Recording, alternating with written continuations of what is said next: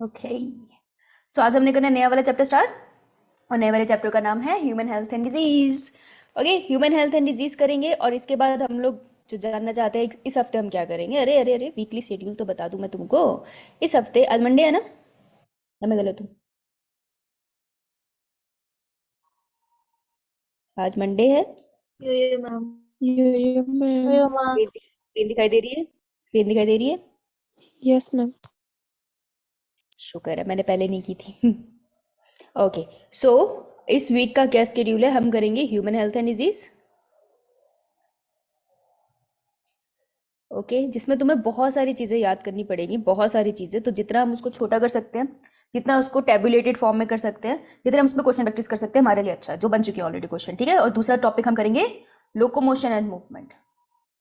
Locomotion and movement, और locomotion and movement में हम लोग क्या करेंगे? बेसिकली लोकोमोशन एंड मूवमेंट में हम करेंगे मसल वाला पार्ट, क्योंकि हर साल एक क्वेश्चन मसल से आता है, तो इससे क्वेश्चन आने के चांसेस 99% है। 1% का डाउट हम हमेशा रखेंगे। क्यों? क्योंकि भाई बाई चांस ना आए तो बोलोगे ये तो धोखा हो गया, राइट? तो 1% में कह नहीं सकती, हो सकता है ना आए, पर 99% चांसेस है कि एक क्वेश्चन जरूर आता है मसल से। ठीक है, बाकी सारे जो बोन्स चाहिए, बोन्स में मैं तुमको जो कराऊंगी वो है जॉइंट्स सिर्फ। उसके अलावा जो तुम्हारी हड्डियां है ना, हड्डियों के नाम तुम्हें खुद करने पड़ेंगे। ओके, उसके बाद मैं इन दोनों के ऊपर तुम्हें सारे PYQ कराऊंगी, और फिर अगर इस हफ्ते में हमें सैटरडे तक इतना टाइम बचा, फिर मैं तुमको बोन्स करा दूंगी। लेकिन मैं बोन्स इसलिए नहीं कराना चाहती क्योंकि उसमें लर्न करने को बहुत है, और शायद ही वहाँ पे क्वेश्चन आए। तो लोकोमोशन एंड मूवमेंट से क्वेश्चन जनरली मसल से आता है और मैक्सिमम जॉइंट से आता है, तो बोन से बहुत ही रेयरली क्वेश्चन आता है, इसलिए मैं उस पर टाइम नहीं वेस्ट करना चाहती। पर अगर सैटरडे को हमें टाइम मिला तो कर लेंगे, अदरवाइज हमारा फोकस रहेगा human health and disease, locomotion and movement के ऊपर। ठीक है, डन डन डन। अब देखो भाई, ह्यूमन हेल्थ एंड डिजीज में अपन ने क्या करना है? पहले हमने करनी है डिजीजेस। ठीक है, कौन सी वाली डिजीजेस जो first half of the chapter में है? कौन सी है? बैक्टीरिया की है, वायरस की है। वायरस में एड्स नहीं, ठीक है। हमारे पास यहाँ पे फंगस है, और हेलमिन्स है, और प्रोटोजोन्स है। कोशिश करेंगे आज ये खत्म करने की, होता है तो, नहीं होता कोई बात नहीं। ठीक है, तो एक चैप्टर का पार्ट ये, और एक्चुअल में चैप्टर पार्ट वाइज में आता है, या तो इससे कोई क्वेश्चन आता है, या फिर तुम्हारा क्वेश्चन आएगा एक अगले सेगमेंट से जिसका नाम है इम्यूनिटी। इम्यूनिटी कोविड की वजह से बनता क्वेश्चन इससे, स्पेशली इम्यून सिस्टम से। तो इम्यूनिटी में पूरा इम्यून सिस्टम आ जाता है, organ graft and all that, सब कुछ इसी के अंदर आता है। फिर last part of the chapter आता है, ये तुमने सुने भी होंगे, कुछ स्पेशली डिजीज लाइक एड्स और कैंसर। एड्स और कैंसर प्लस ड्रग अब्यूज। तो ये 3 पार्ट्स में चैप्टर डिवाइडेड है, इट्स अ लेंथी चैप्टर। ठीक है, इसलिए जो तुम्हारा अपकमिंग संडे टेस्ट है उसमें human health and disease and locomotion movement और breathing and exchange of gases आने वाला है। तो breathing and exchange of gases तुमने कर रखा है, राइट? ह्यूमन कर रखा है ना? Yes ma'am. Human health and disease मैं तुमको करा रही हूँ, और लोकोमोशन एंड मूवमेंट भी मैं तुम्हें करा रही हूँ। ठीक है, तो 2 चैप्टर बिल्कुल फ्रेश होंगे, और तुम्हारा जो ब्रीदिंग है वो थोड़ा पिछला वाला है, तो तुमको क्या करना है, तुमको उसको पहले रिवाइज कर लेना है। ठीक है, उसका गो थ्रू कर लेना। जिसने लेक्चर नहीं लगाया, लेक्चर देख लेना, आलम सर से ले लेना, नहीं तो मुझे मैसेज कर देना, और अपना प्रिपेयर कर लेना। राइट, चलो स्टार्ट करें फिर। Okay, human health and disease, सबसे पहले बैक्टीरियल इन्फेक्शन से स्टार्ट करते हैं। तो एनसीईआरटी में एक लाइन है जो सबसे पहले डेफिनेशन है, और डेफिनेशन पे क्वेश्चन बन सकता है। और किसी का मैसेज है, ma'am revision chart. Okay, I am sorry, I forgot, sorry यार, मैं अपने फ़ोन के चक्कर में सब भूल गई। तो रिवीजन चार्ट पूरा 12th का बनाना है, 11th का बनाना है? अरे साहिल, किसका बनाने को कह रहे हो? मुझे व्हाट्सएप कर देना, मेरा व्हाट्सएप चल रहा है क्योंकि मेरे पास नया फ़ोन है। ऑफ गॉड, सो तुम मुझे व्हाट्सएप कर देना जितना कवर हुआ है, +11th मुझे व्हाट्सएप कर दिया एक बार रिमाइंडर की तरह। ठीक है, तो मैं कर दूंगी। सो एनसीईआरटी में एक लाइन है भाई, देखो बच्चा बाटी, ये आएगा तुम्हारा फर्स्ट पेज पे, सेकंड पेज पे होगा हेल्थ, सेकंड पेज के ऊपर वाला पैराग्राफ है ये, हाँ सेकंड का ऊपर वाला। सेकंड पेज पे जाओ, सबसे ऊपर एक पैराग्राफ है, वहां पे लिखा होगा हेल्थ। मिला मिला मिला मिला? यस ये मैम। हेल्थ की डेफिनेशन इंपॉर्टेंट है। हेल्थ क्या होती है, कहाँ से है? It is defined as a state of complete physical, mental and social wellbeing. ठीक है, इंसान फिजिकली भी फिट होना चाहिए, पूरा फिजिकली फिट है, राइट, मेंटली फिट होना चाहिए, मतलब थॉट प्रोसेस फिट चल रहा है उसका, ठीक है, डिस्टर्बिंग थॉट्स नहीं है। और सोशल वेलबींग होना चाहिए, मतलब सोशली किसी से इंटरेक्ट कर सकता है, ऐसा नहीं कि हर किसी से जाके बातें करे, पावला थोड़ी है मतलब सोशली इंटरेक्ट कर सकता है, अपने घर वालों से नॉर्मल बात कर सकते हैं, किसी दुकानदार से नॉर्मल बात कर सकता है, फोन उठाया तो आराम से बात की जा सकती है, मतलब स्केर्ड नहीं है या कंफ्यूज नहीं है। सो जैसे कि physical, mental and social wellbeing होते हैं, हम कहते हैं कि वो इंसान हेल्दी है, ठीक है। तो ये एक डेफिनेशन है, डेफिनेशन इंपॉर्टेंट है, क्योंकि काफी कुछ इसमें लिखा है ना कि पहले वो मानते थे एब्सेंस और डिजीज और फिजिकल फिटनेस को हम हेल्थ कहते हैं, लेकिन हम मॉडिफाई हो गए डेफिनेशन, तो इसलिए डेफिनेशन इंपॉर्टेंट है। स्टेटमेंट वेज में आके कंफ्यूज कर सकते हैं, तो याद रखना तीन चीजें, हेल्थ में हमको तीन चीजें याद रखनी है, ठीक है, 3 थिंग्स। ओके, चले आगे। बहुत Yes, बढ़िया। ma'am. अब आई बैक्टीरियल डिजीज, तो तुम देखो कैसे इसके नोट्स कैसे बनाओगे, मैं तुम्हें जैसे बॉक्स बना बना रखा है मैंने इसमें, तुम वैसे ही बॉक्स पे बनाना, क्योंकि इसमें बहुत सारा डेटा और तुम कंफ्यूज हो सकते हो आराम से, कोई भी कंफ्यूज हो सकता है, मैं कंफ्यूज हो जाती हूँ, ठीक है, तो मैंने भी आज फिर से उसको रिवाइज किया है, क्योंकि मुझे भी भूल जाता है, इतना इतना सारा डेटा है। तो बैक्टीरियल डिजीज है सबसे पहले, तो अपनी कॉपी में बैक्टीरियल डिजीज लिखो, ठीक है। अब इसके नीचे बैक्टीरियल डिजीज डिस्कस करेंगे, ओके। अब देखो, कुछ टर्म्स तुम्हें पता होनी चाहिए, infectious, non infectious, chronic and acute. क्या होती है acute and chronic diseases? Ma'am acute acute मतलब disease, शॉर्ट टर्म जो लाइक chronic मतलब लॉन्ग टर्म के लिए होती है। हाँ, जो शॉर्ट टर्म के लिए डिजीज होगी उसको हम एक्यूट बोलेंगे, जल्दी से होके ठीक होगी वाली लाइफ। क्रॉनिक मतलब जो हो सकता है अभी हो पर धीरे धीरे धीरे धीरे उसके सिम्टम ना आए, तो वो बहुत लाइफ में आगे तक चलेगी। तो क्रॉनिक मतलब लॉन्ग टर्म वाली डिजीज, ठीक है। बेसिक आइडिया दे रही हूँ टर्म का, धीरे धीरे तुम भी सीखते चले जाओगे इस चैप्टर में, ठीक है। ऑलराइट, इन्फेक्शियस डिजीजेस मतलब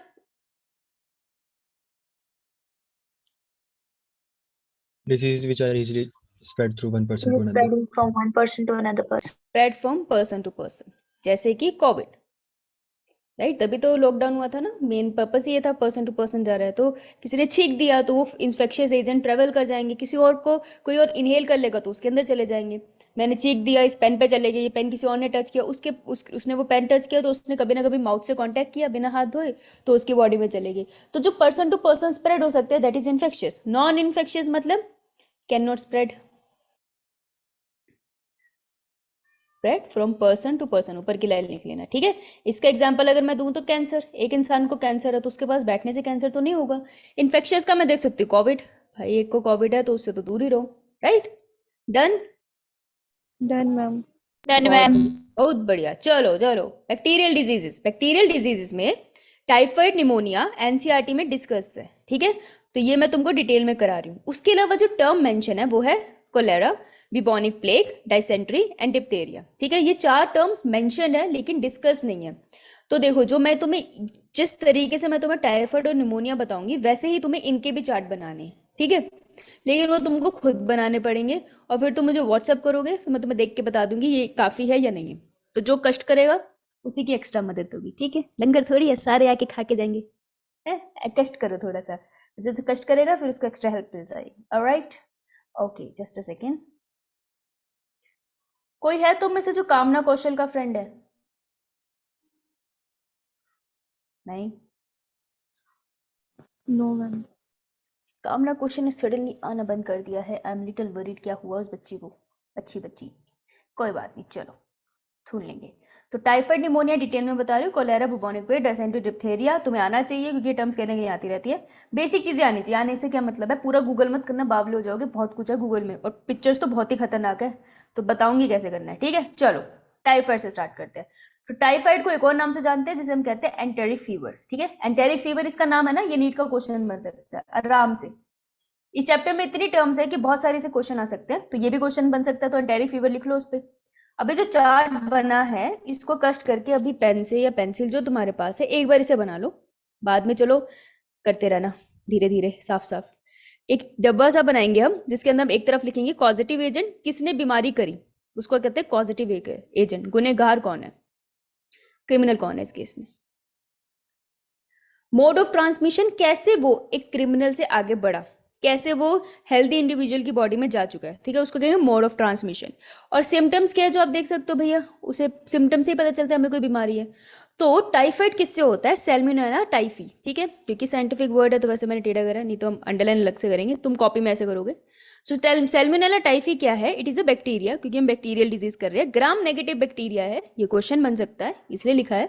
मोड ऑफ ट्रांसमिशन क्या है? फीको ओरल रूट, मतलब फीको मतलब फीसिस, फीसिस में बैक्टीरिया है, ओरल मतलब माउथ, फीसिस में बैक्टीरिया है और उन फीसिस से लेट्स से कहीं पे वाटर सोर्स है, ठीक है, फॉर एग्जांपल कहीं पे पीने का पानी वहां से आता है और वहां पर कोई डेफिकेट कर दे, ओपन में कोई पॉटी कर दे, तो उसके फीसिस में अगर सैल्मोनेला टाइफी है तो वो पीने का पानी में मिल गया, तो पीने का पानी किसी ने, अब वो पीने का पानी कंटेमिनेटेड हो गया, तो कंटेमिनेटेड वाटर हमने कंज्यूम किया तो हमें सैल्मोनेला टाइफी अंदर चला गया और टाइफाइड हो गया, ठीक है। इसी तरीके से अगर कोई मक्खी वक्खी भिन भिना रही है उसके ऊपर, फीसिस के ऊपर, वो आके खाने के ऊपर बैठी, वो खाना हमने खा लिया, तो उससे भी बैक्टीरिया आएगा। इसलिए कभी भी मक्खियां जब घूम रही होती है खाने के ऊपर, मक्खियों को हटा देना चाहिए, वो खाना नहीं खाना चाहिए, इट कैन बी डेंजरस, ठीक है। अब इसके सिम्टम्स क्या है? कॉन्स्टिपेशन, कॉन्स्टिपेशन थोड़ी डिहाइड्रेशन होती है, उसकी वजह से मोशंस नहीं सही से हो पाते।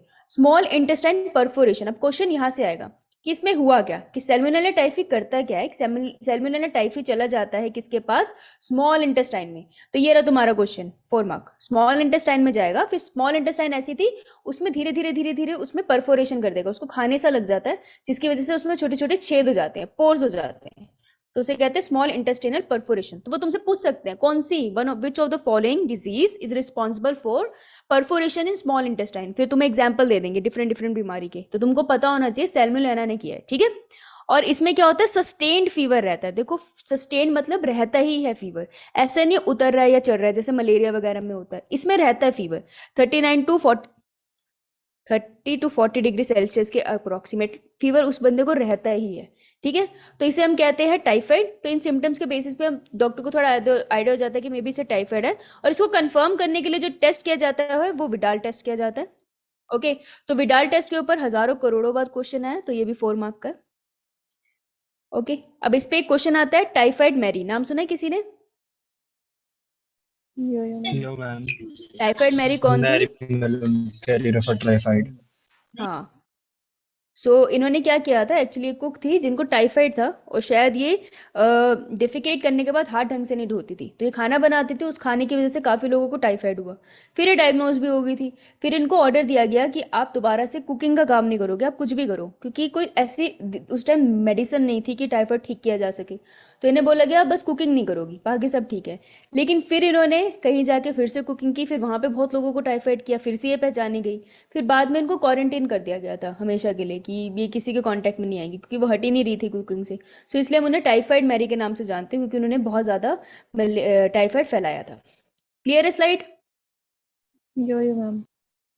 का? Oh, yeah, ऐसे ma'am. ही तुमने सारी डिजीज की ऐसे ही बनानी है, ठीक है, शॉर्ट क्रिस्प और इम्पॉर्टेंट बात। देखो कॉन्स्पिरेशन, कफ, ये सब नॉर्मल सी चीज़ है, तुम्हें तकरीबन हर किसी दूसरी डिजीज में तुमको मिलेगा कि सिर में दर्द है, पेट में दर्द है, कफ हो रहा है, तुम्हें जो अलग सा पॉइंट दिखेगा ना वो है क्वेश्चन का पॉइंट। जैसे इसमें था स्मॉल इंटेस्टाइन में परफोरेशन, यहाँ से बनेगा क्वेश्चन। जैसे इसमें था सस्टेन्ड हाई फीवर, फीवर सब में है लेकिन इसमें सस्टेन्ड हाई फीवर है, तो यहाँ से क्वेश्चन बनेगा। सो अंडरस्टैंड कि क्वेश्चन कहाँ से बनेगा, उस पॉइंट को याद से लिखना है, ओके।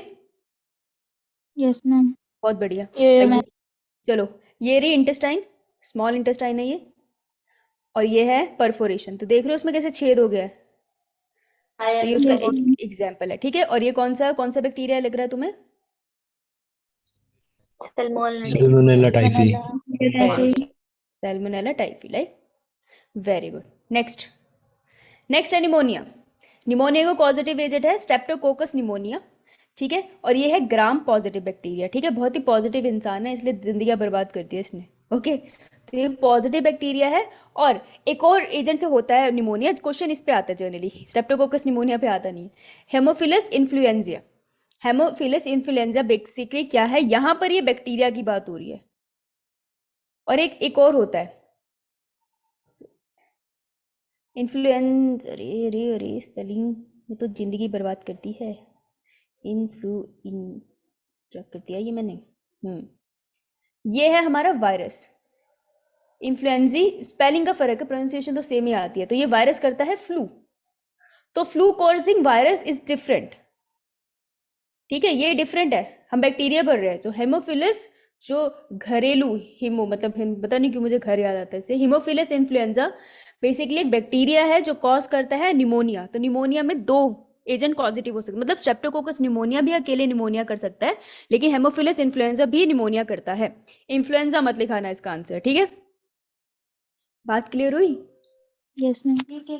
हाँ, और जहाँ पे यो मैम। इन्फ्लुएंजिया, स्पेलिंग याद रखना, लास्ट के स्पेलिंग देख लेना भैया, नहीं तो बर्बाद हो। तो कैसे होता है ये? कैसे ट्रांसमिट होता है? Inhalation of droplets of sneezing, respiratory tract infection. ये रेस्पिरेटरी ट्रैक्ट इन्फेक्शन है, ठीक है? रेस्पिरेटरी सिस्टम होता है जो सांस लेते हैं, सांस छोड़ते हैं, तुम्हारा लंग्स पूरा इन्वॉल्व हो रहा है इसमें।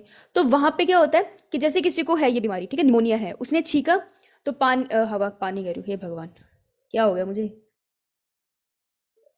अच्छा ये इंसान है, इसने छींका तो जो बैक्टीरियल ड्रॉपलेट्स है वो बाहर आए, और मॉइस्चर तो होता है ना एनवायरनमेंट में, थोड़ा मॉइस्चर अपने मुंह से भी बाहर आता है, तो इसके थ्रू जब ये बाहर आया, किसी और इनोसेंट इंसान ने इसे इनहेल कर लिया, बाय चांस इनहेल कर लिया, तो उसे भी क्या हो गया?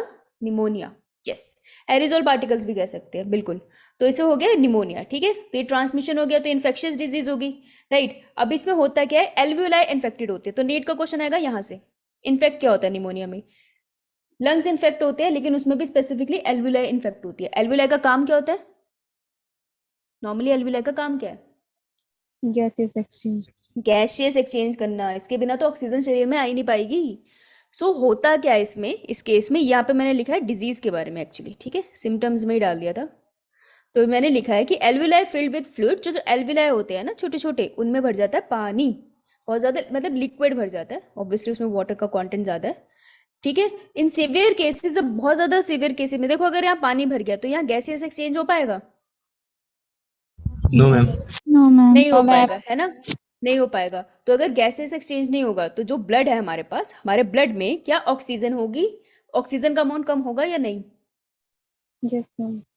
देखो ऐसा नहीं है ना कि एक साथ सारी एल्वियोलाई में पानी भर जाएगा, एल्वियोलाई भी तो कितनी सारी है, तो काफी सारी में पानी भर गया तो ऑक्सीजन की कमी शरीर में होगी, पर ऐसा नहीं एकदम से खत्म हो जाएगी ऑक्सीजन। ये बात याद रखना कि बहुत सारी एल्वियोलाई है तो ऑक्सीजन की कमी होगी। अब ऑक्सीजन की कमी है तो कहीं से तो दिखाई देगी ना, तो ऑक्सीजन की कमी कैसे दिखती है? इन सीवियर केस, जब बहुत ज्यादा बढ़ गया pneumonia, the nails turn, nails और लिप्स टर्न हो जाते हैं greyish and bluish because of oxygen deficiency. तो ऑक्सीजन की कमी से हाथों के नेल्स और होंठों का कलर नीला सा पड़ जाता है, ठीक है? ये है इसका, इससे क्वेश्चन आ सकता है। Done? Done, ma'am. Done ma'am. Alright, Done, ma'am. तो ये है हमारे Streptococcus pneumoniae. स्ट्रेप्टोकोकस। कैसे पता चला? क्योंकि ये कोकस शेप है ना, इसलिए। और ये लंग्स दिखाए हैं, मुझे बस एक ही पिक्चर मिली जिसमें अगर तुम ध्यान से देखोगे तो तुमको ये थोड़ा वाइटिश वाइटिश सा दिख रहा है ना, तो यहाँ पे वो स्वेलिंग रिप्रेजेंट करने की कोशिश कर रहे हैं कि यहाँ मतलब स्वेलिंग क्या, वो पानी भर गया उसके अंदर ना, तो वो थोड़ा स्वेलिंग हो गया, एडिमा कह देंगे हम उसको। तो ये जो थोड़े थोड़े तुम्हें दिख रहे हैं, ये स्वेलिंग रिप्रेजेंट कर रहे हैं, ठीक है? Yo-yo, ma'am. और कोई ये पिक्चर मैं- नहीं मिली मुझे, वो Previous बस, ओ सॉरी, इससे मुझसे previous, previous. Okay Yes. Ma'am first slide भी शो कर देना। ठीक है। Done? Done, ma'am. Done, ma'am. ये वाली? Yes ma'am, just a second.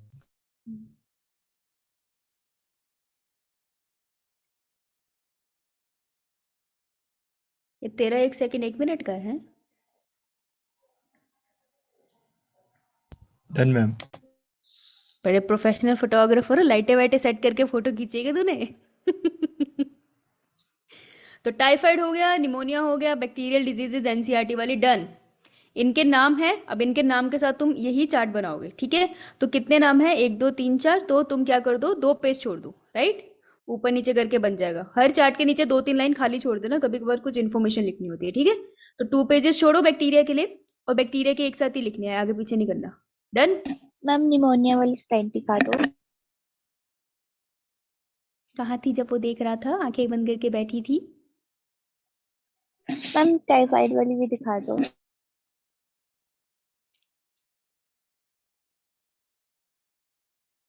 Done?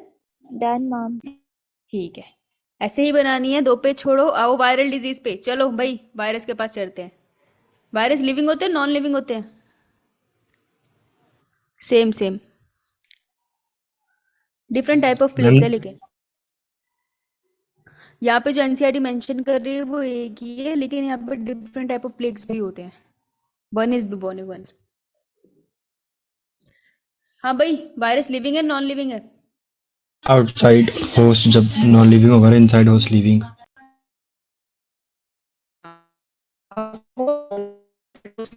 बच्चा चलो कौन सी वाली पढ़ेंगे? सबसे ज्यादा कॉमन जो हमें होती रहती है बिना सर्दी के, सर्दी हो जाती है, जिसको हम कहते हैं कॉमन कोल्ड, या भरी गर्मी सर्दी हो रही है हमें। क्यों? क्यों हो रही है? क्योंकि राइनो वायरस है। सबसे पहले कोल्ड किसी राइनो वायरस के नाम से नहीं होता। Rhinovirus is basically nothing but family of viruses. आवाज आ रही है? Yes, ma'am. Yes ma'am. Am I audible? Okay, so rhinoviruses का ये चीज ध्यान रखना। सॉरी एक सेकेंड, ये थोड़ा ऊपर जाएगा। अरे अरे अरे, 2 सिंबल लगा दी मैंने आज, सॉरी। ओके, सो जो राइनो वायरस है वो बेसिकली वायरसेस की फैमिली है। ये पूरा परिवार है राइनो नाम से, ठीक है? ऐसे मस्त बैठे हैं। तो इनमें से कोई कहता है आज मेरी टर्न, आज हम लड़ेंगे, तो ये आगे अपने स्ट्रेन के साथ, जो भी इनके अंदर जेनेटिक मटेरियल है, ठीक है, तो ये आगे अपने स्ट्रेन के साथ बाहर, इन्होंने कर दिया हमें कोल्ड। क्योंकि राइनो वायरस की इतनी बड़ी फैमिली होती है, इसलिए हम बेशक हमें हर बार कोल्ड होता है। ऐसा क्यों नहीं है कि एक बार कोल्ड हुआ, बॉडी ने पहचान लिया, दोबारा कोल्ड ना हो, क्योंकि हर बार नया तरीके का राइनो वायरस आ रहा है, तो वो हमें कोल्ड कर रहा है, ठीक है? तो राइनो वायरसेस की फैमिली है, और राइनो वायरसेस की फैमिली रिस्पॉन्सिबल होती है हमें कोल्ड करने के लिए। कॉमन कोल्ड जिसको हम कहते हैं, इट्स अ वायरल डिजीज, सबसे पहली चीज, ठीक है? और वायरल डिजीज की कोई स्पेसिफिक मेडिसिन नहीं होती, इसलिए आपको कॉमन कोल्ड के टाइम पे कहा जाता है अच्छे से सो और बहुत सारे लिक्विड लो। लिक्विड लोगे तो बॉडी डिटॉक्सिफाई होती रहेगी, और सोते रहोगे तो वायरल डिजीज इतनी सीवियर नहीं होती ना ये, तो बॉडी खुद ही डिफेंस कर लेती है। इम्यूनिटी में पढ़ाऊंगी मैं डिफेंस कैसे करती है, तो वो खुद ही डिफेंस करती है, बस उसको रेस्ट चाहिए होता है। तुम कुछ ना कुछ करते रहोगे ना तो बॉडी को रेस्ट नहीं मिल पाता, इसलिए लिक्विड लो और सोते रहो, 2-3 दिन में ठीक हो जाएगा, राइट? तो राइनो वायरसेस की फैमिली ही है। सी ए स्टैंड फॉर कॉजेटिव एजेंट। तुम समझ ही सकते हो कि यहाँ तक आते आते मैं थक गई थी लिखते लिखते। And M E T stand for, M O T stand for Method of transmission. Mode of transmission. Yes, method है, मेथड अलग क्वेश्चन, अलग लैंग्वेज हो जाएगी, है ना? मोड ऑफ ट्रांसमिशन, गाड़ी से जा रहे थे, मेथड गाड़ी अलग लैंग्वेज होती है, ठीक है? It is an upper respiratory tract infection. Question यहाँ से आएगा। ये रहे तुम्हारे 4 नंबर, छुप के बैठे थे। अपर रेस्पिरेटरी ट्रैक्ट इन्फेक्शन मतलब लंग्स इन्वॉल्व नहीं है, तो इसके लिए तुमको रेस्पिरेटरी सिस्टम पता होना चाहिए। हाँ, यस साहिल। सो अपर रेस्पिरेटरी सिस्टम मतलब नेजल चैम्बर, ठीक है? उसके बाद क्या आता है? फेरिंग्स, फिर हमारे पास आता है लैरिंग्स, फिर हमारे पास क्या आता है? हाँ, चुप हो जाओ। ट्रैकिया, फिर हमारे पास क्या आता है? ये 0 नंबर, जैसे रिस्पॉन्स है वैसे 0 नंबर ही आएंगे, हैं? तो इसका इन्फेक्शन है ये। जैसे ये टूट के लंग्स में गया, वहां पे इन्फेक्शन नहीं होता है इसका, तो ये याद रखना। कॉमन कोल्ड छाती तक नहीं पहुंचता, ऊपर ऊपर ही रहता है, इसलिए ठीक भी हो जाता है। जो अगर चेस्ट तक जा रहा होता तो उसको ठीक होने में ज्यादा दिक्कत होती, ठीक है? एरिजोल इफेक्ट शो करता है वही, किसी ने स्नीज किया, वो स्नीज अंदर चली गई, हमारे एरिजोल इफेक्ट। ड्रॉपलेट इन्फेक्शन है ये, उसको ड्रॉपलेट इन्फेक्शन भी कह सकती हूँ ना, इन्फेक्शन ड्रॉप्स आके नोज में चले गए। सिम्टम्स क्या है? हाँ भाई बताओ भाई, कॉमन कोल्ड के सिम्टम क्या है? पूरे हिंदुस्तान को पता है।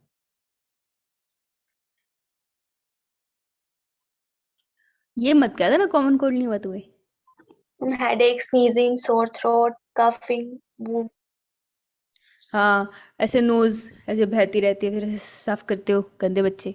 कफ आना यहाँ पे, ठीक है? नेजल कंजेशन होता है, सांस नहीं आती। अरे कॉमन कोल्ड के टाइम पे मुंह खोल के सोना पड़ता है क्योंकि नाक से सांस नहीं आती। तुम्हारे साथ होता है ऐसा? भाई मेरे साथ तो होता है। तुम्हारे साथ भी होता है? Yes, ma'am. ओह, अच्छा, एक नाक से आती है लेकिन एक से नहीं आती मोस्टली, ठीक है? और जिससे नहीं आती उससे लिटरली नहीं आती, और फिर रात को सोते सोते लगता है मर गए। मैम में एक तो तो गुस्सा चादर इतना ऊपर लो, आता है ना। फिर लगता है मर जाए। हाँ, इसका दिल करता है नाक तोड़ दूं, पर किसकी? अपनी नहीं। ये बहुत दिक्कत है, फिर मुंह खोल के सोना पड़ता है आ करके। मेरा भाई तो, मैं जब भी मुंह खोल के तो कुछ ना कुछ डाल देता था मुंह में। सोर थ्रोट, गले में खराश, लास्ट 3 to 1 वीक तक रह जाता है ये, ठीक है? तो क्वेश्चन बनता है इसी से, अपर रेस्पिरेटरी ट्रैक्ट और राइनो वायरस की फैमिली से होता है। Done? Done, ma'am. Then ma'am, viruses यहाँ पे डन। इसके अलावा एड्स हैं जो मैं तुमको आगे पढ़ाऊंगी। तो वायरस के लिए तुम फिर भी हाफ पेज छोड़ दो, कुछ इन्फॉर्मेशन मिल सकती है पढ़ते पढ़ते, तो ऐड कर लेना, ठीक है? हाफ पेज छोड़ दिया, हाफ पेज पे तो यही बन गया होगा, हाफ तुमने छोड़ दिया। अब आते हैं हेलमिन डिजीज, ठीक है? हम किसमें कौन सा पढ़ेंगे? Round worms. राउंड वॉर्म्स क्या होते हैं? प्लांट किंगडम में एक दिन तो जरूर पढ़ेंगे अगर हम प्लांट किंगडम तक पहुंच पाए कभी, मुश्किल है। तो राउंड वॉर्म्स क्या होते हैं? वॉर्म्स होते हैं, उसको, ये वॉर्म है ना, इसको ऐसे कट करो, कट करने के बाद ऐसे करके देखना, तो यहाँ से सर्कुलर दिखता है, इसलिए हम इसको राउंड वॉर्म बनाते हैं। ऐसा नहीं कि सर्कल में बैठते हैं हम, ठीक है। तो राउंड वॉर्म में सबसे पहले हम जो पढ़ेंगे वो है एस्केरिसिस। एस्केरिसिस और एस्केरिसिस या जो भी प्रोनाउंसिएशन पसंद है, ठीक है। इससे क्वेश्चन आने के बहुत चांसेस है, तो इसको हम रीड करेंगे बहुत अच्छे से। और इसके बाद तो भाई हम इस पे क्या करेंगे, गूगल करके एक बार खुद भी रीड करेंगे ये क्या है, ताकि हमें याद हो, क्योंकि ये टर्म तुम्हें पक्का नीट के पेपर में दिखाई देगी कहीं ना कहीं, जहाँ तक मुझे लगता है, मेरा ऐसा विश्वास है। बाकी मेरा विश्वास अगर तोड़ दे मेडिकल काउंसिल ऑफ इंडिया तो मैं कह नहीं सकती। तो एस्कैरिसिस क्या होती है? इट इज ए कंडीशन जो होती है राउंड वॉर्म की वजह से, हेलमिंथ्स की वजह से। कॉजेटिव एजेंट है इसका Ascaris, which is a common round warm. Common round warm इसके लिए रिस्पॉन्सिबल है। तो कॉमन सा राउंड वॉर्म एक बहुत कॉमन सा वर्ड करता है जिसका नाम है एस्कैरिसिस, ठीक है। Lives in human small intestine. तो ये भाई साहब जाते हैं और स्मॉल इंटेस्टाइन में रहते हैं। इससे पहले स्मॉल इंटेस्टाइन के बाद कौन सी डिजीज में करी थी? टाइफाइड। देखो देखो फटाफट, टाइफाइड। यस, रिलेट करते चलना तभी याद होगा। ओके, देख के करो, लेकिन देख के करो, लेकिन कष्ट तो करो। तो स्मॉल इंटेस्टाइन में जाके भाई साहब बैठ जाते हैं। ये कैसे फैलते हैं? कंटेमिनेटेड फूड एंड वाटर से। बेटा उसके स्मॉल इंटेस्टाइन में है ना, तो अगर तुमको थोड़ा सा भी याद है तो स्मॉल इंटेस्टाइन कहाँ जाके खुलती है? Large intestine. Large intestine. और लार्ज इंटेस्टाइन क्या बनाने के लिए फेमस है? फीसिस, 40। सो फीसिस से बाहर आएंगे एस्कैरिसिस के बहुत सारे अंडे, ठीक है। और ये जो एग्स होंगे फिर ये वही खाने को गंदा करेंगे, पानी को गंदा करेंगे। तो देखो यहाँ पे बहुत डिटेल में लिखा है ताकि आज खाना ना खाया जा सके कि faecal matter of affected individual will have it's eggs. किसके एग्स? एस्कैरिस के एग्स है भाई।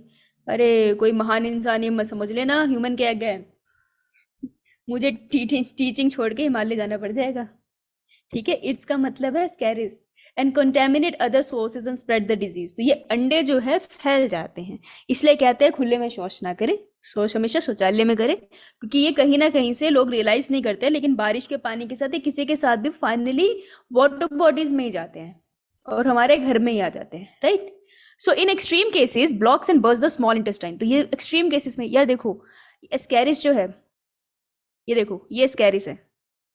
अगर ध्यान से देखोगे ये कौन सा कलर विजिबल है? ये येलो वाला दिख रहा है तुम्हें? अंदर कैमरा और लाइट डाल के दिखाया गया, ये एस्कैरिस बैठा है। बेटा देख रहे हो एस्कैरिस है ना, उसका अपना एक साइज है, अपनी बॉडी। अब यहाँ पे तुम डाल दो 50 एस्कैरिस डाल दो, 50 एस्कैरिस डालोगे तो ऐसा होगा। इस पिक्चर में देख रहे हो ये इंटेस्टाइन है, स्मॉल इंटेस्टाइन, और इसके अंदर तुमको ये वाइट वाइट दिख रहे हैं, ये सारे एस्कैरिस है। बेटा अगर यही यहाँ पे रहेगा तो खाना कहाँ जाएगा? खाना डाइजेस्ट करने की जगह ही नहीं बचेगी। अब अगर इसको ट्रीट नहीं किया, अभी डॉक्टर ने इसको ना निकाला होता और ऐसे ही चलता रहता तो ये क्या होता है इसके साथ? ये पहले तो ब्लॉक हो गया, फिर ये बर्स्ट हो जाता, स्मॉल इंटेस्टाइन बर्स्ट हो जाता है, इंटरनल ब्लीडिंग हो जाती है, and it will be very difficult to save a person अगर इंटरनल ब्लीडिंग हो तो, राइट। सो ये बर्स्ट हो जाता, इंटरनल ब्लीडिंग हो जाती है और बहुत ज़्यादा दिक्कत हो जाती है, ठीक है। तो इंटरनल ब्लीडिंग भी इससे रिलेटेड है।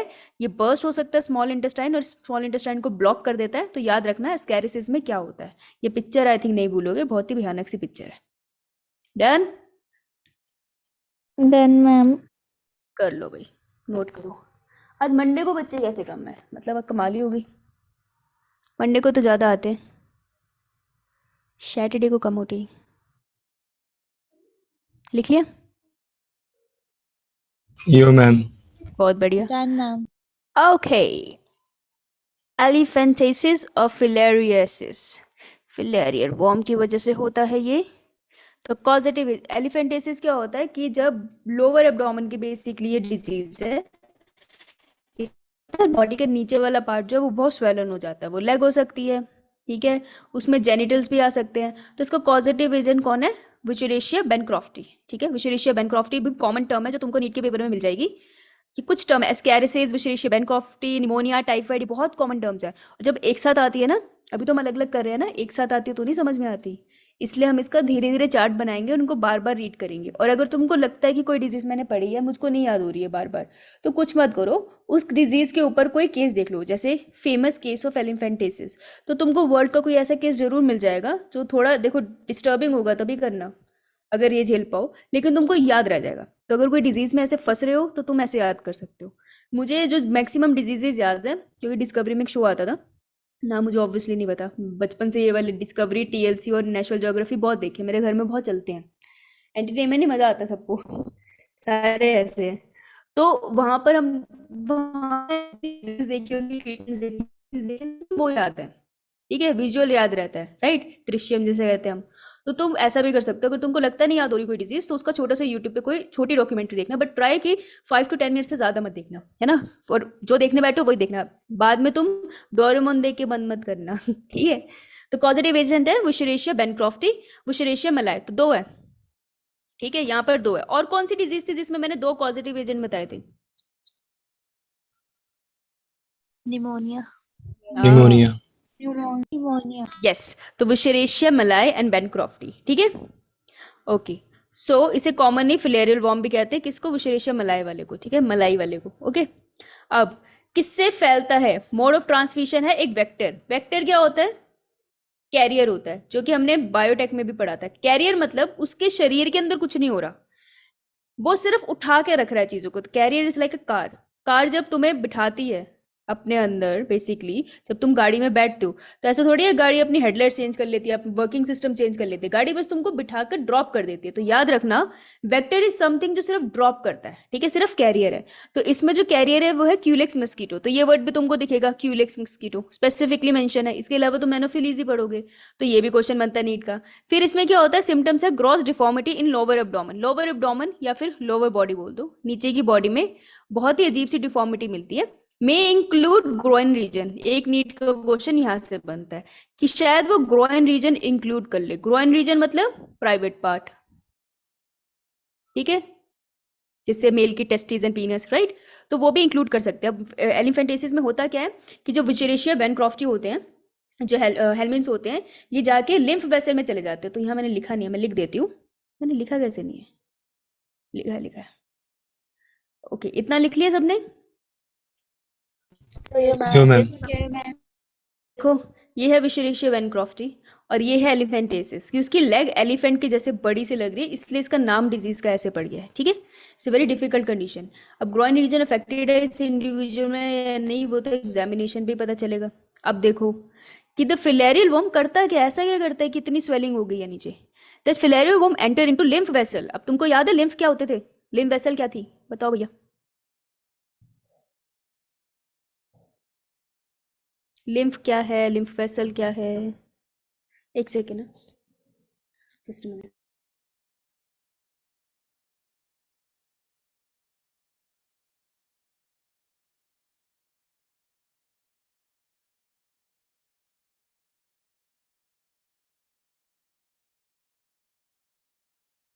हाँ जी, बताइए भैया। लिम्फ, मैम लिम्फ एक फ्लूइड होता है जो सर्कुलेट करता है लिम्फेटिक सिस्टम में। हाँ, लिम्फेटिक सिस्टम ब्लड में सर्कुलेट करते हैं या अलग से इनका चैनल, अलग से इनकी वेसल्स होती हैं? मैम अलग से होते हैं। मैम अलग अलग। से होती है। अलग हाँ, होती है ma'am. Very good very good, क्या बात है, लड़कियों ने एकदम जबरदस्त आंसर दिया है। ओके, आके हमारे यहाँ पर ड्रेन हो जाती है ना, गुड। तो जो लिम्फेटिक वेसल्स हैं, इसके अंदर आके वॉर्म लग गए, जैसे स्मॉल इंटेस्टाइन में चल गए थे, अब यहाँ आके अपनी पॉपुलेशन बढ़ा रहे हैं, तो लिम्फ सर्कुलेट नहीं हो पाता। इसकी वजह से क्या होती है, लिम्फेटिक वेसल में हो जाती है ज़बरदस्त वाली स्वेलिंग, बहुत ज़्यादा। इसकी वजह से एट द एंड तुमको ऐसी कंडीशन दिखती है, ठीक है। So filarial worm enter into the lymph vessel and swell in the lymph vessel because lymph accumulate, lymph accumulate होने की वजह से swelling हो जाती है इसके अंदर। तो इसको हम कहते हैं एलिफेंटेसिस। तो इसका एक स्क्रीनशॉट ले लो।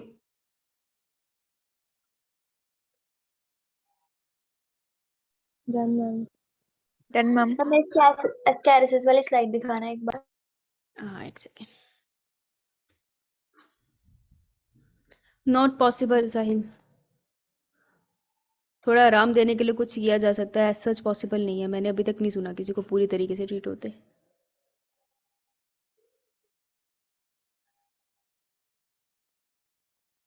डन। Done ma'am. ओके, चलो।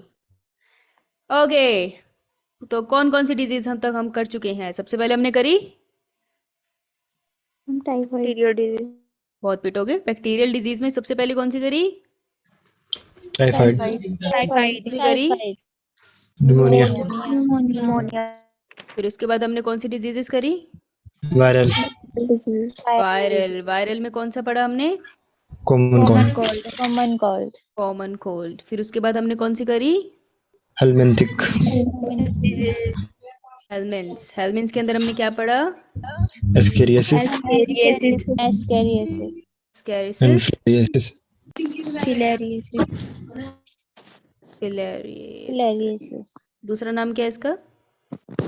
एलिफेंटियासिस। Elephantiasis. कैसे कैसे नाम है। चलो जी, कर्ट। कितनी सारी डिजीज तो कर गए तुम लोग, क्या बात है, शाबाश। Fungal disease. फंगल डिजीज तुमने तो देखो वो ऐड तो लिखी होगी ना, दांत खाज खुजली का इलाज। Yes, ma'am. Yes, ma'am. I think it was ring guard. ठीक है। तो वो कहते हैं ना कि गर्मी होती है तो ज्यादा होता है, इचिंग होती है ना? सुना होगा। Yes, ma'am. सही बोलते हैं। वो तुमको बायो ही पढ़ा रहे थे। ठीक है। तो रिंग वर्म के पॉजिटिव एजेंट कौन से है? फंगस है, क्योंकि आप पढ़ रहे हैं फंगस। फंगस के 3 नाम याद रखने हैं। ठीक है। फंगस के 3 नाम कैसे याद रखोगे? अच्छा, फंगस है, तुम्हें ये वर्ड याद है, स्पोर्स बनते हैं फंगस में। यो यो मैम। पता है किसी को? ऐसे फंगस के स्पोर्स बनते हैं, फिर से मशरूम निकलता है मैम। ऐसे। अगर किसी के नेटफ्लिक्स है तो नेटफ्लिक्स पे एक बहुत प्यारी डॉक्यूमेंट्री है, मैजिकल फंजाई। एजुकेशनल डॉक्यूमेंट्री है। जिनके घर वाले सुन रहे हैं मैं बता दूं, बच्चों को पिक्चर देखने के लिए नहीं बता रही हूँ मैं। इट्स एजुकेशनल डॉक्यूमेंट्री जो आपको फंजाई, आपका 11th में जो चैप्टर है उसके भी काम आ जाएगी। तो मैजिकल फंजाई आप लोग देख सकते हैं, 20 मिनट्स की आएगा शायद, याद नहीं, बहुत पहले देखी थी, बड़ा इंटरेस्टिंग थी, मजा आया देख के। तो फंगस, अच्छा ये जो दांत का खुजली होती है कहाँ होती है? स्किन पे ना? Yes, ma'am. तो एपिडर्मिस में होती है। ठीक है।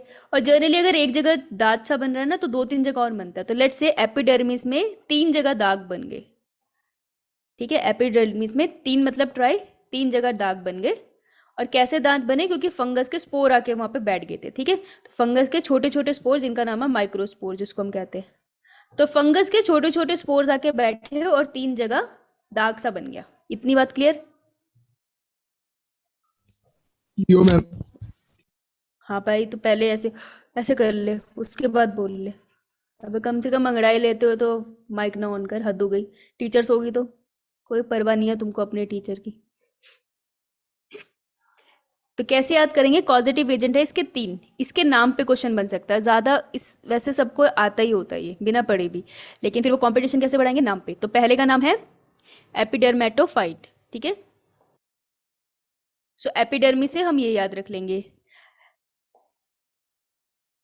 स्पेलिंग का कुछ गड़बड़ है यहाँ, ट्राइको होगा ये, ट्राइकोफाइटोन।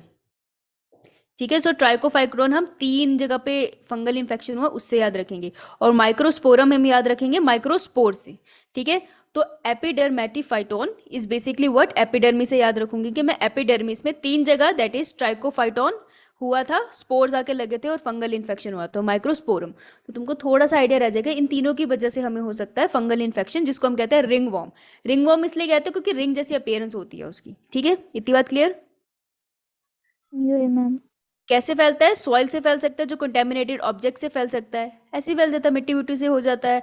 जैसे फंगल, किसी को दांत है, उसने कोई बॉटल टच करी, तुमने वही बॉटल टच कर ली तो तुम्हें भी फैल जाएगा। सिम्टम्स क्या है इसके? इची सी होती है, इचीनेस होती है, स्केली स्किन हो जाती है। स्केली स्किन मतलब अलग सी पपड़ी जैसी सी बन जाती है उसके ऊपर, उसको स्केली सी स्किन कहेंगे।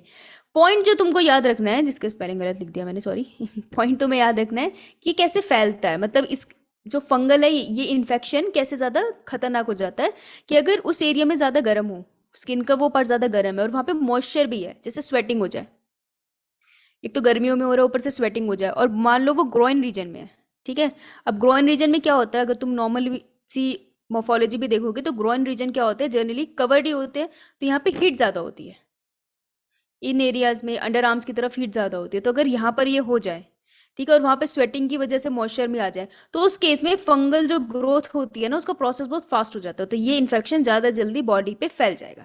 तो दूसरों को फैलने की बात नहीं हो रही यहाँ पे, अपनी बॉडी पे कैसे खराब हो रहा है उस पॉइंट को यहाँ डिस्कस कर रहे हैं। समझ आई बात?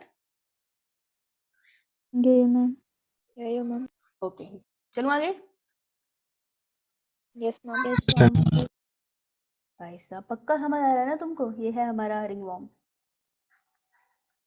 तुम पहले बच्चों जितने इतनी जल्दी उठा लिया, ये इतने सालों से पढ़ा रही हूँ मैं। पहले हो तुम जो इतनी जल्दी समझ गए, पक्का समझ गए हो कि यस मैम ही कर रहे हो? यस मैम क्या होता है? तमीज नहीं है तुम्हें बात करने की? यो मैम। देखो एग्री कर रही है, तमीज नहीं है बात करने की। नाइस। स्कूल कैसा रहा तुम लोगों का? तो मंडे था। कौन थी वो जिसका बड़ा हेक्टिक जाता है मंडे? कहाँ है वो बच्ची? तुम थी क्या आंचल मैम वो? मंडे सच में यस हेक्टिक मैम। होता है। क्या होता है ऐसा मंडे को? मैम टेस्ट ही टेस्ट होते हैं। ऐसे बोलो टेस्ट। ना जी कि मैम, यस मैम। सीधा ये बोलो ना कि संडे खराब होता है। क्योंकि मंडे के टेस्ट के लिए संडे को पढ़ना पड़ता है, ऐसे बोलना फिर। मंडे को भी कोसती है, गलती तो संडे की है। नहीं मैम, सारी मंडे का भी खराब हो जाता है संडे की वजह से। यस बताओ, मैम। संडे के चक्कर में मंडे खराब हो गया। बच्चियों के जीवन में कितना दुख है। ये सारे टेस्ट लड़कियों के ही होते हैं क्या? लड़कों के नहीं होते क्या टेस्ट? या तुम पढ़ते नहीं हो? तुम क्यों नहीं बोलते ये बात? है भाई, लड़के स्कूल नहीं जाते हमारी क्लास के?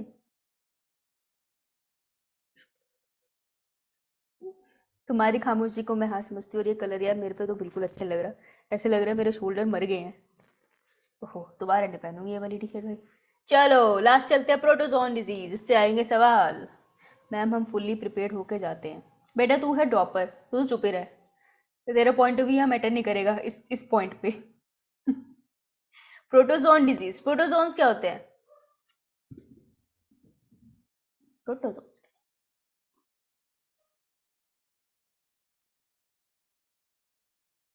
यार तुम्हारा जो वो है ना 5 किंगडम क्लासिफिकेशन, बहुत ही ज़्यादा अच्छा है। और जो तुम्हारा प्लांट किंगडम एनिमल किंगडम है बहुत अच्छा है।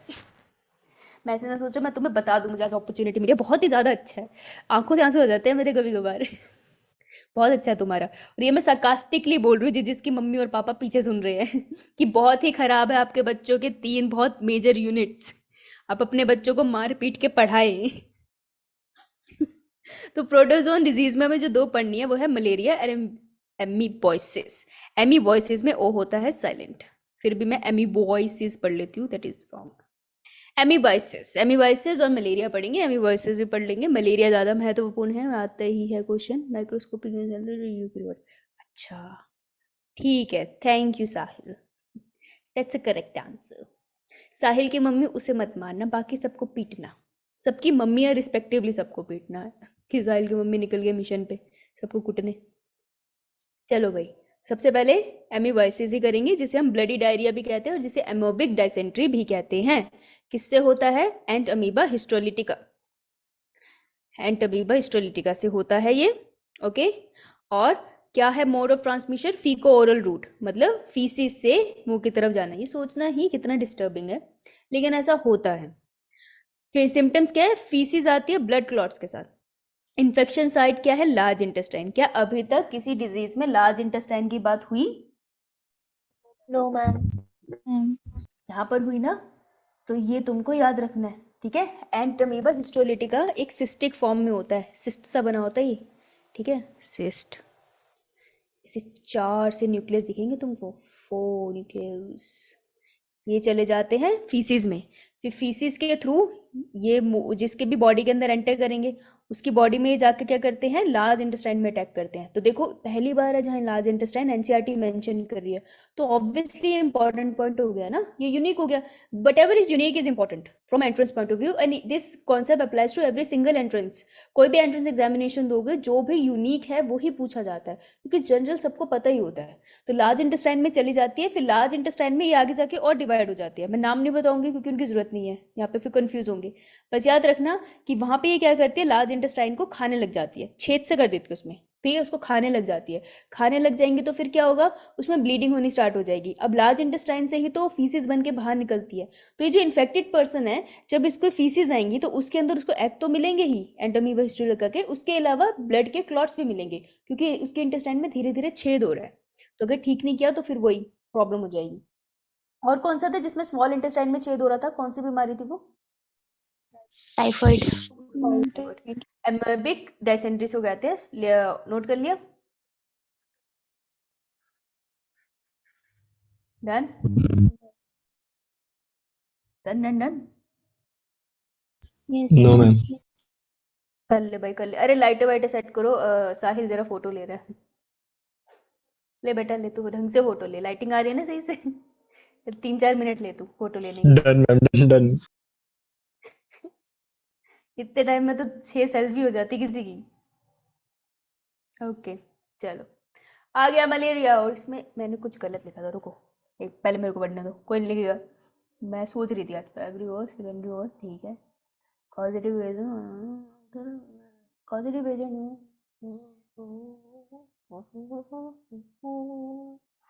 फीमेल एनोफिलीज यहाँ भी आएगा, क्योंकि कुछ बुक्स इसे पॉजिटिव एजेंट भी कहते हैं। अभी हम समझाते हैं तुमको ये गणित, सुनिए। तो मलेरिया जो है बहुत ज़्यादा होता है और बहुत ज़्यादा दिक्कत वाली चीज़ है ये। मलेरिया जिन्हें हुआ है वो जानते हैं उनका दर्द। आपने किसी को देखा है मलेरिया के साथ? No ma'am. देखना भी नहीं चाहिए यार, होना भी नहीं चाहिए किसी को। बड़ी खतरनाक डिजीज़ है और एक मच्छर की वजह से होती है जिसका बहुत दुख है हमें, इसलिए मच्छर पसंद नहीं हमें। तो malaria is a very dangerous disease. अब होते हैं होस्ट। होस्ट होते हैं 2 तरीके के, ठीक है। पहले तो होस्ट क्या होते हैं, जो होस्ट क्या होता है?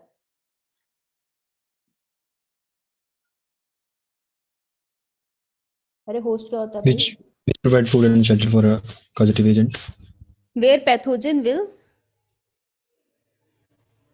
Grow and complete its life reproduce. cycle। Its life cycle. Simply life cycle लिख देती हूँ, मैं समझ गई तेरी बात, सही बोल रहा है। तो अपनी लाइफ साइकिल का कुछ समय वहाँ निकालता है, उसको बोल देते हैं आप होस्ट, ठीक है। होस्ट होते हैं 2 तरीके के। तो जनरल बात है, ये सिर्फ मलेरिया में नहीं, हर जगह पे होस्ट 2 तरीके के होते हैं। एक होता है हमारा प्राइमरी होस्ट, ठीक है। प्राइमरी होस्ट का मतलब ये नहीं है कि पहले ही आएगा, ऐसा कुछ नहीं है। एक होता है हमारा सेकेंडरी होस्ट, ये बेसिक बायो है, ठीक है। तो ये सिर्फ मलेरिया के साथ नहीं है, तो ये साइड में लिख देना general point. Okay, general point है ये, सब पे एप्लीकेबल है, कि कहीं किसी और क्वेश्चन में बोलो नहीं नहीं यार तो बताया नहीं था। तो प्राइमरी होस्ट क्या होता है, जहाँ पे जो भी पैरासाइट है, जो भी पैथोजन है, pathogen do it's sexual reproduction. तो जहाँ पे सेक्सुअली रिप्रोड्यूस होगा पैथोजन, जिस भी होस्ट की बॉडी के अंदर होगा, मैं उसको प्राइमरी होस्ट कह दूंगी, ठीक है। पहले तो ये प्राइमरी सेकेंडरी तब अप्लाई होता है अगर कोई पैथोजन को अपनी जिंदगी कंप्लीट करने के लिए 2 होस्ट पे जाना पड़े। और ऐसे बहुत पैथोजन है जो 2 होस्ट पे जाते हैं। ऐसा नहीं है कि सीधा इंसान में हो गए उसको बीमारी कर दी, हो सकता है पहले किसी और की बॉडी में भी हो रहे हैं, या 2 जानवरों के बीच से होकर आ रहे हैं। मल्टीपल होस्ट होते हैं। तो प्राइमरी होस्ट वो होगा जिसमें पैथोजन अपनी सेक्सुअल रिप्रोडक्शन की साइकिल करेगा। तो नीट का एक क्वेश्चन ये है। सेकेंडरी होस्ट वो है जिसमें पैथोजन अपनी कौन सी सेक्सुअल करेगा, असेक्सुअली डिवाइड करेगा, लाइफ का स्पेंड करेगा, ठीक है। और जब मैंने कहा सेक्सुअल फेज निकालेगा, इसका मतलब बहुत ध्यान से सबको क्लियर होना चाहिए। Whenever we talk about sex, that means gametes involve होते हैं, और सिर्फ गैमीट्स प्रेजेंट नहीं होते हैं, गैमीट्स फ्यूज। तो जिस भी होस्ट के अंदर गैमीट्स की फ्यूजन होगी, जिसको मैं सिंपल भाषा में बोलूँ फर्टिलाइजेशन का प्रोसेस होगा, और जहां पर बन जाएगा हमारा जाइगोट, वहां हम कहेंगे सेक्स हुआ है, अदरवाइज नहीं। इतनी बात क्लियर? Yo ma'am. यहाँ से आएगा मैम। 4 मार्क्स का बढ़िया सा क्वेश्चन, ठीक है। और ये कॉन्सेप्चुअली आ सकता है, जिसको अंडरस्टैंडिंग नहीं है वो फंस जाएंगे। तो इसको लिख लो पहले तो।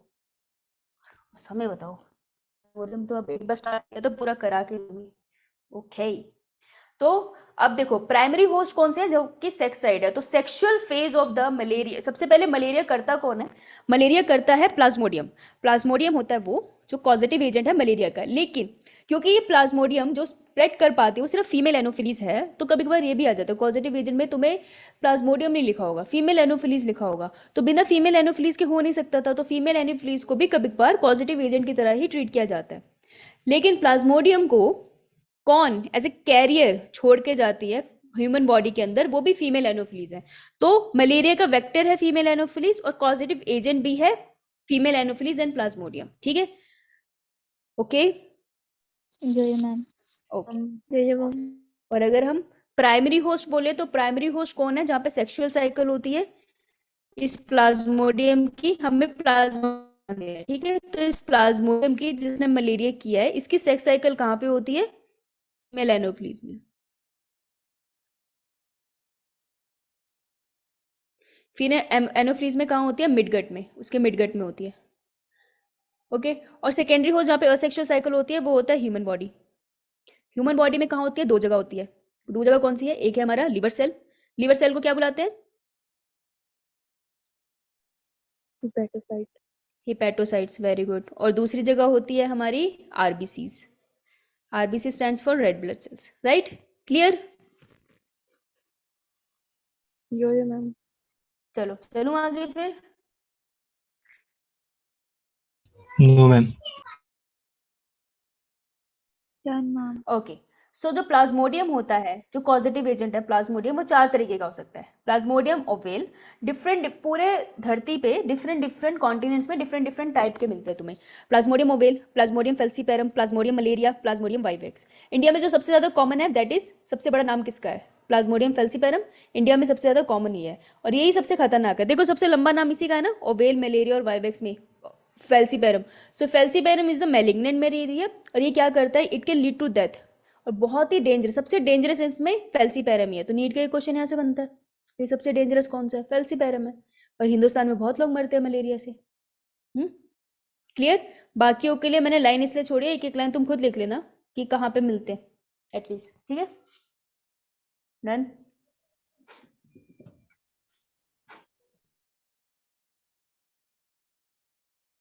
नहीं बताओगे? समय क्या है बेटा, ये Done, ma'am. पढ़ा के भेजूंगी, बीच में नहीं छोड़ सकती साइकिल, दिक्कत हो जाएगी। चलो, तो कहाँ से? अब कहीं से तो स्टार्ट करनी है मलेरिया की साइकिल। चलो let's start from the bite. ठीक है, दंदी मारी किसने? मच्छर ने। मच्छर मेल थी फीमेल? Female. Ma'am female. काटते हैं भैया फीमेल मच्छर दंदी, क्योंकि सिर्फ फीमेल मच्छर जो प्रेग्नेंट हो सकती है, ऐसे लोग लाछन उठाते हैं कि फीमेल काटती है। बताओ, अरे फीमेल मच्छर ही तो है जो प्रेग्नेंट हो सकती है, तो उसके बच्चों की ग्रोथ के लिए उसे कैल्शियम चाहिए होता है। तो ह्यूमन के ब्लड को सक करने से वो उसमें से कैल्शियम निकालती है ताकि वो बच्चों को ग्रो करा सके। तो अपने बच्चों का पेट भरने के लिए वो काटती है। ऐसे लेडीज को ब्लेम मत किया करो, ठीक है? तो let's start from the bite. तो फीमेल मछली आई और उसने करा काती, काती कर दी उसने, ठीक है? जब उसने काटा तो क्या हुआ? उसके थे सेलिवरी ग्लैंड में स्पोरोजोइड। कहाँ थे? इन सेलिवरी ग्लैंड। तो सेलिवरी ग्लैंड जैसे जैसे किसी ने गुटखा छुपा के रखा होता है, इसने भाई सेलिवरी ग्लैंड में स्पोरोजोइड रखे। तो जैसे उसने काटा तो स्किन के अंदर डाल दिया उसने स्पोरोजोइड्स को। स्पोरोजोइड्स क्या है? Infectious form. इन्फेक्शियस फॉर्म है ना, क्योंकि इन्फेक्शन यहीं से स्टार्ट हुआ है। तो एक नीट का क्वेश्चन आता है कि ये कहाँ मिलेगा तुम्हें? स्पोरोजोइड तुमको मिलेंगे सेलिवरी ग्लैंड में। दूसरा, इन्फेक्शियस फॉर्म कौन सी होती है मलेरिया की? तो जहाँ से इन्फेक्शन स्टार्ट हुआ है वो स्पोरोजोइड है ना, तो ये इन्फेक्शियस फॉर्म है। ये रहा तुम्हारा 4 नंबर के 2 क्वेश्चन पहली लाइन में, देख रहे हो तुम? अब देखो, enter into the host body. Host body में चला गया, सिंपली इंसान के अंदर चला गया, ठीक है? तो इंसान हम यहाँ पे फॉर एग्जांपल लेते हैं बाबूराव। ये थे हमारे बाबूराव जी। बाबूराव जी की बॉडी में चला गया। अब स्पोरोजोइड भागेगा और स्पोरोजोइड बड़ा जबरदस्त भाग सकता है, वो है मिलकर के फैन, ठीक है? तो वो इतनी तेज भाग सकता है कि it can run 3 times faster than the immune cells of your body. तो तुम्हारे बॉडी के जो इम्यून सेल्स है ना बाबूराव जी की बॉडी के, यहाँ लिख लेते हैं बाबूराव जी, इनकी बॉडी के इम्यून सेल्स पकड़ना चाहते हैं उसको कि तरह तुझे मारे, लेकिन वो 3 गुना ज़्यादा स्पीड से भाग रहा है, ठीक है? तो वो इतनी तेज भागते हैं इस वजह से ना कि जो इम्यून सेल्स है ब्लड में उसको ढूंढ पाए, उससे पहले वो भाग के छुप जाते हैं। कहाँ छुपते हैं वो? हिपैटोसाइट्स में। तो सबसे पहले स्पोरोसाइट जो आते हैं वो कहाँ एंटर होते हैं? लिवर सेल में, ठीक है? तो याद रखना, वो ब्लड वेसल से जाते हैं, आरबीसी के पास से जाते हैं, लेकिन आरबीसी में एंटर नहीं होते, वो पहले लिवर सेल में जाते हैं, ठीक है? लिवर सेल के बाद बहुत न्यूट्रिशन होता है। अच्छा आइडिया है ये, बहुत स्मार्ट है ये, ठीक है? तो सबसे पहले वो जाते हैं लिवर सेल्स के अंदर। इतनी बात समझ आई? ये मैम। अभी तक कोई सिम्टम नहीं आएगा, ये सब बॉडी में चल रहा है और इंसान बढ़िया से टीवी देख रहा है, उसको कुछ नहीं पता। अब एट एंट्री, कहाँ पे एंट्री? लिवर सेल के अंदर। Sporozoite change into a schizoid the circular cells. Okay, तो स्पोरोजोइड्स कैसे दिखते थे? वो ऐसे दिखते थे, चांद छुपा बादल में, जिसको हम कहते हैं सिक्कल शेप। तो स्पोरोजोइड सिक्कल शेप दिखते थे। ये क्वेश्चन नहीं आता, लेकिन मुझे आगे बताना है इसलिए मुझे यहाँ बताना पड़ रहा है। तो सिक्कल शेप के दिखते थे, लेकिन जैसे ही वो एंटर करके हिपैटोसाइट्स में, उन्होंने क्या किया? बड़े शाणे थे ना, देखो अगर ब्लड में ही रहते तो शायद किसी दिन पकड़ जाते। तो वो इतने शाणे थे कि उन्होंने एंटर कर दिया लिवर सेल के अंदर। तो इसलिए जैसे ही वो लिवर सेल के अंदर एंटर कर गए, तो अब लिवर सेल के अंदर हम कहेंगे ना वो बहुत शाणे से है, इसलिए हम उनका नाम चेंज कर देंगे और हम उनको क्या बुलाएंगे? शाइजोंट। और एकदम सीधे साधे गुल्लू गुल्लू से बच्चे बन जाएंगे, ठीक है? तो इसलिए अब वो सर्कुलर दिखाई देंगे। इतनी बात समझ में आई? ये मैम। ठीक है, तो याद रखना जब फीमेल एनोफिलीज आई थी उसने मारी थी दंदी मार के उसने अपने सैलिवरी ग्लैंड से सारे स्पोरोजोइट डाल दिए ह्यूमन के अंदर, बाबूराव जी के अंदर। अब बाबूराव जी के अंदर स्पोरोजोइट भाग रहे हैं ब्लड वेसल में, पीछे सारी WBC भाग रहे हैं उसको मारने के लिए। तो स्पोरोजोइट है बहुत शाना, इसलिए वो घुस गया किसमें, लीवर सेल में, क्योंकि लीवर में खाना बहुत है और वो शाना बहुत है। तो शाना इसलिए वो अब जब लीवर सेल में गया तो उसने अपनी शेप ही चेंज कर ली कि बाई चांस कोई RBC या कोई WBC मेरे पास आ भी जाए, लीवर सेल गया मुझे पहचान ही ना पाए, मैंने तो अपनी चेंज कर ली शेप। एक्चुअल में वो इसलिए शेप चेंज करते हैं इम्यून सेल से बचने के लिए। तो अब हम उसको बुलाएंगे, क्योंकि वो शाना था इसलिए शाइजोंट। एंटर कहाँ किया, लीवर सेल में, क्योंकि वहाँ बहुत खाना है। ठीक है, अब देखो मल्टीपल फिजन अगर विद इन द शाइजोन, तो शाइजोन के अंदर होगी मल्टीपल फिजन। मल्टीपल फिजन का मतलब है cell division, asexual cell division हम इसको कहते हैं। तो असेक्सुअल फेज तो हमने बताया तो ह्यूमन के बॉडी में होता है, तो सबसे पहले लीवर सेल में होता है, यानी कि एक शाइजोन बहुत सारे छोटे छोटे सेल्स में टूट गया। ये शाइजोन बड़ा सेल है ना, ये छोटे छोटे सेल में टूट गया। तो इस प्रोसेस को हम कहते हैं असेक्सुअल रिप्रोडक्शन। और इसी असेक्सुअल रिप्रोडक्शन जो कि मल्टीपल फिजन है, इसको हम इस सेल में बुलाते हैं शाइजोगोनी। सो शाइजोगोनी इज अ प्रोसेस। ठीक है, इन सेल्स को नहीं बोल रही मैं, सेल्स का दूसरा नाम है। पहले स्पोरोसोइट नाम था, फिर शाइजोंट नाम था, उसके बाद शाइजोंट में शाइजोगोनी हुई जो असेक्सुअल रिप्रोडक्शन है, लिवर सेल के अंदर ही हो रही है और छोटे छोटे सेल बन गए। ये जो छोटे छोटे सेल है इनका अलग नाम है, इन्हें हम बुलाते हैं मीरोजोइट। ठीक है, मीरोजोइट्स। और प्रोसेस को बुलाते हैं शाइजोगोनी। Is it clear?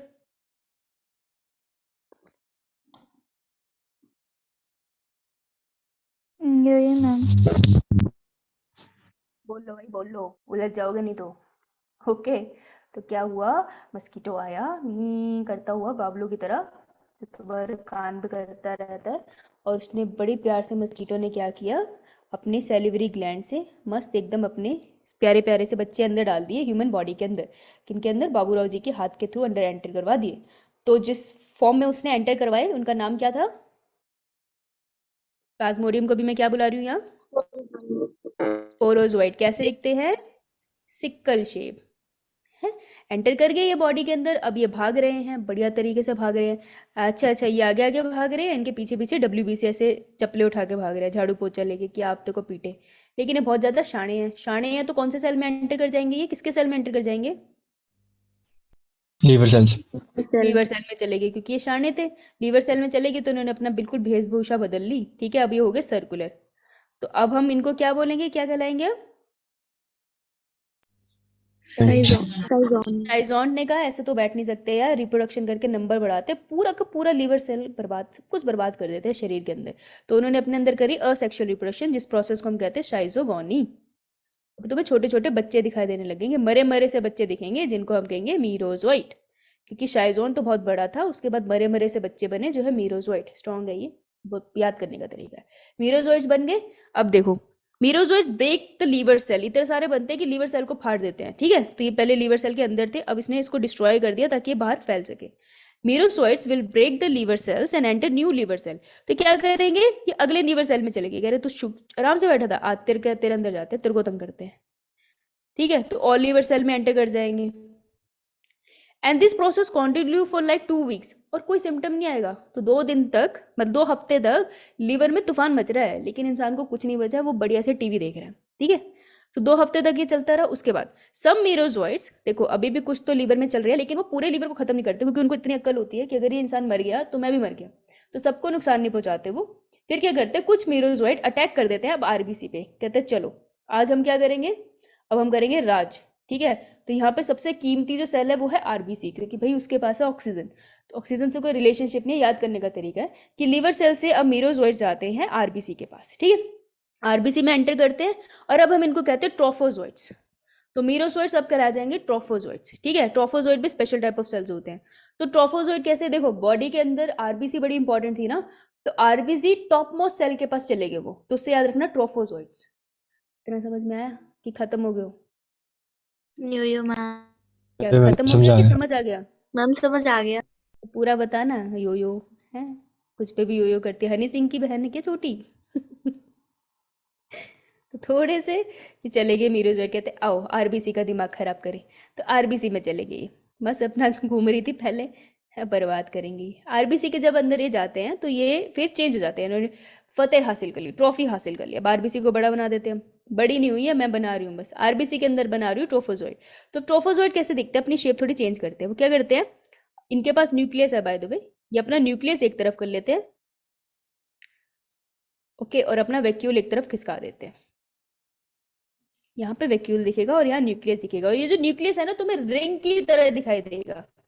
तो ट्रोफोजोइड इन दिस स्टेज इसको ट्रोफोजोइड स्टेज, इसी को हम रिंग स्टेज भी बोलते हैं।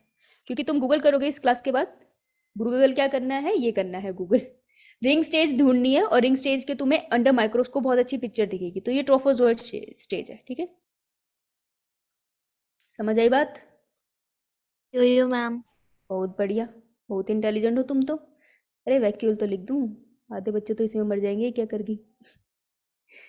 तो ट्रोफोजोइड स्टेज आ गई, that is ring stage. Trophozoite changes into schizoid and form merozoite. अब यहाँ पे थोड़ी कंफ्यूजन हो जाती है। देखो ट्रोफोजोइड्स क्या करते हैं, यहाँ पे ये ट्रोफोजोइड बन गए, लेकिन अगर इसको इन्फेक्शन कॉज करना है तो इसको दोबारा से वही साइकिल फॉलो करनी पड़ेगी। ये पहले शाइजोइड में खुद चेंज होंगे, मतलब खुद सर्कुलर दिखेंगे, फिर ये दोबारा से मीरोजोइड बनेंगे, छोटे छोटे सेल बनेंगे, और फिर उस सेल को फाड़ पाएंगे। तो ऐसे समझना मीरोजोइड ही है जो सेल को फाड़ के बाहर जा सकते हैं, ठीक है। तो यही साइकिल पीछे कर देना, trophozoite change into शाइजोइड into मीरोजोइड RBC के अंदर।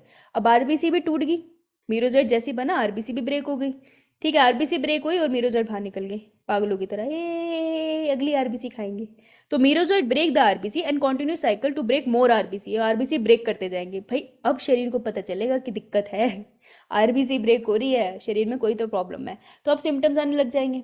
उसके बाद एज हीमोग्लोबिन ब्रेक, यार आरबीसी के अंदर हीमोग्लोबिन भी है ना, वो ब्रेक हो गया।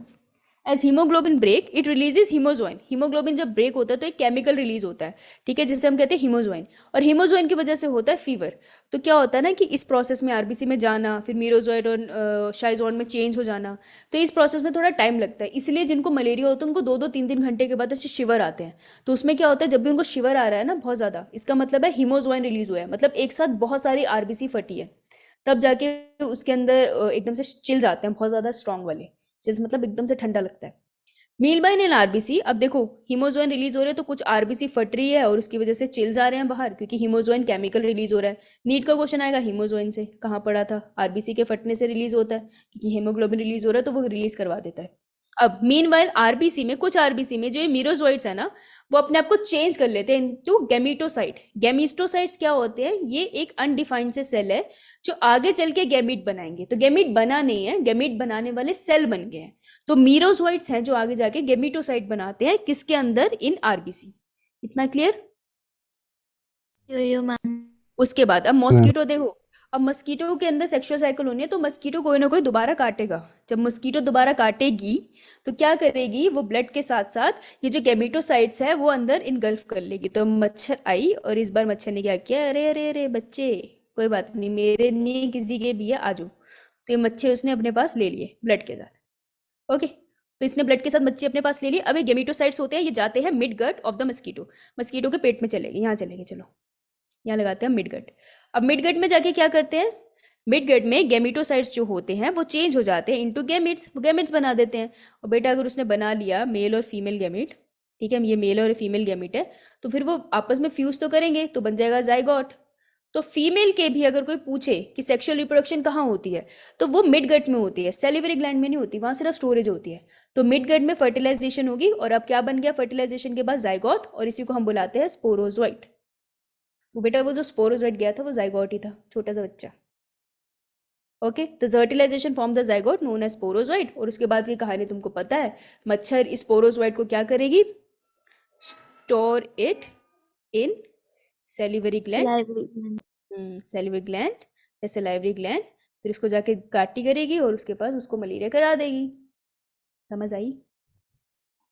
यो मैम। क्या बात है, 1 मिनट पहले कर दिया मैंने। अच्छा तो फिर ये पिक्चर है, इसको एक बार रीड करके आना, फिर मैं क्वेश्चन कराऊंगी, पढ़ना अब तुमसे हो जाएगा, अभी इसमें कुछ डिफिकल्ट नहीं है।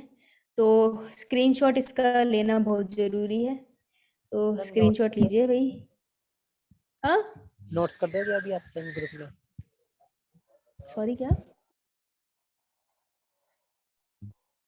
अभी ग्रुप क्या बोल रहे हैं, मुझे समझ नहीं आ रहा। इसे नोट कर, मतलब स्क्रीनशॉट ले लो इसका।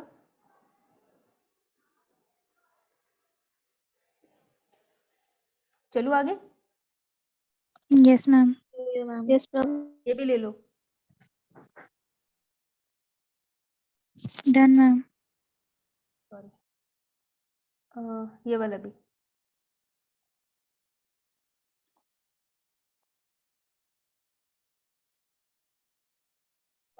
Done, ma'am.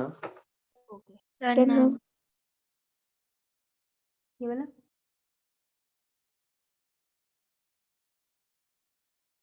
Good Done, side. ma'am. Done, Done, ma'am. sir. Ma'am एक बार ट्रोफोजोइट एक्सप्लेन कर दो और ट्रोफोजोइट। ठीक है, बाकी सबका डन है।